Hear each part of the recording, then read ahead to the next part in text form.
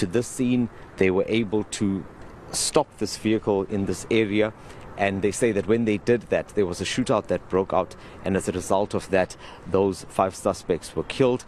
And right now, what you're seeing is just some of the members of the various teams that were involved here that are still working on the scene.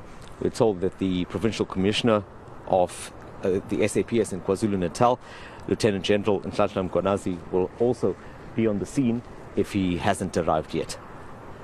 All right, are police commenting yet? Obviously, we've been following various successes against criminals in KwaZulu-Natal.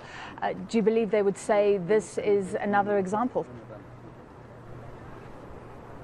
Definitely. In fact, just a few days ago, our viewers will also recall that we reported from Reservoir Hills where robbery suspects were intercepted.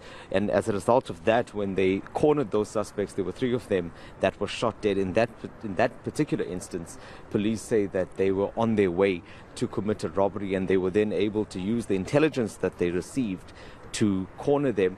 And during that shootout, they were also able to recover several guns. There were explosives found in that car, which then made police believe that they were again linked to cash and transit robberies. Now, many people in KwaZulu-Natal will also know that this issue of CITs has been increasing recently. It used to be a problem. It seemed to have died down for a while, but it's back once again, and it's almost weekly that we are seeing cash and transit robberies. And I cited one example just this week, and it happens in broad daylight. It happens when there are people around. It happens on public roads, and in that case, even on the M25, that was when people were getting home from work, and this cash van was then stopped.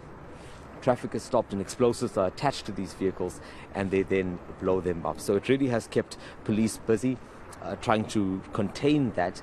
And now we've seen in the past few days, the past few weeks, that police have been able to track down some of these gangs.